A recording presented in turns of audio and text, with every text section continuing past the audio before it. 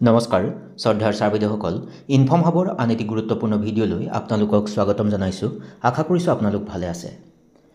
ছাৰবেদসকল 10 ফেব্ৰুৱাৰীত বিদ্যালয়সমূহে এটা বিশেষ কাৰ্য কৰিব লাগিব আৰু এই সম্পৰ্কতে এখন বিশেষ জৰুৰী পত্ৰ আহিছে আচলতে আৰু সেই বিষয়টোনো কি সেই সম্পৰ্কে আজি ক'বলৈ চেষ্টা কৰিম। প্ৰথমতেই এই পত্ৰখন আহিছে government of India ministry of education department of school education and লিটাৰেচি তৰফৰ পৰা অৰ্থাৎ পত্ৰখন নতুন দিল্লীৰ পৰা আহিছে আৰু এই পত্ৰখনৰ আলমত এখন বিশেষ জিলাৰ কাৰণে এখন গুৰুত্বপূৰ্ণ পত্ৰ আহিছে। এইখনেই সেইখন পত্ৰ আৰু ছাবজেক্টত উল্লেখ কৰি লিখিছে participation of students and reporting of telecast of পৰীক্ষা পে চৰ্চা 2025 live interaction with honourable prime minister.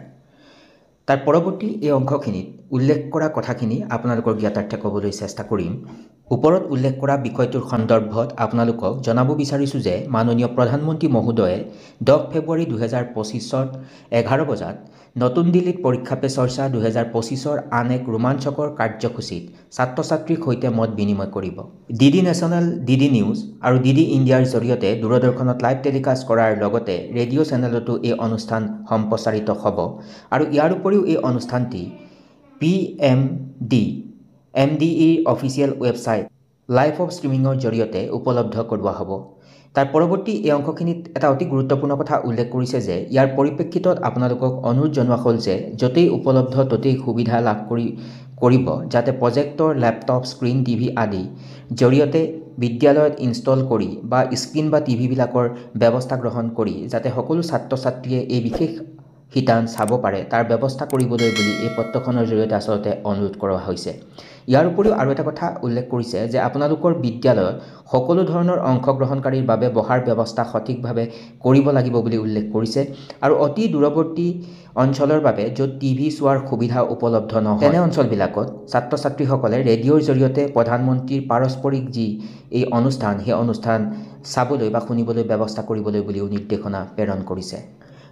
তাৰ পৰৱৰ্তী অংশখিনিত উল্লেখ কৰিছে আপোনালোকক আৰু অনুৰোধ জনোৱা হ'ল যে অংশগ্ৰহণকাৰী ছাত্ৰ ছাত্ৰী, শিক্ষক শিক্ষয়িত্ৰী, কৰ্মচাৰী, SMC, SMDC, অভিভাৱকৰ সদস্যা যি সংখ্যা সেই সংখ্যাৰ প্ৰতিবেদন লগতে ভাল উন্নতমানৰ ফটো সৈতে সংশ্লিষ্ট CRCCৰ জৰিয়তে নিজ নিজ ব্লক কাৰ্যালয়লৈ বিফলতা নোহোৱাকৈ প্ৰেৰণ কৰিবলৈ বুলি নিৰ্দেশনা প্ৰেৰণ কৰিছে। ছাৰবেদসকল অহাকালিলৈ মাননীয় প্ৰধানমন্ত্ৰী মহোদয়ে পৰীক্ষা পে চৰ্চাৰ আন এটা সংস্কৰণত ভাগ ল'ব সময় 11 বজাৰ পৰা আৰু এই যি অনুষ্ঠান যাতে সকলো বিদ্যালয়ৰ ছাত্ৰ ছাত্ৰীসকল, অভিভাৱকসকল, বিদ্যালয় পৰিচালনা সমিতি বা শিক্ষক শিক্ষয়িত্ৰীৰ লগতে আন কৰ্মচাৰীসকলে চাব পাৰে তাৰ কাৰণে বিদ্যালয় পৰ্যায়ত যাৱতীয় কাৰ্য ব্যৱস্থা ল'বলৈ এই পত্ৰখনৰ জৰিয়তে অনুৰোধ প্ৰদান কৰিছে। গতিকে বিষয়টো অতি গুৰুত্বপূৰ্ণ আৰু সেই উদ্দেশ্য আগত ৰাখি উপস্থাপন কৰিবলৈ চেষ্টা কৰিলোঁ আৰু আশা কৰিছোঁ আজিৰ এই আলোচ্য শিতানে আপোনালোকক উপকৃত কৰিব। সকলো ভালে থাকিব। নমস্কাৰ, টেক কেয়াৰ।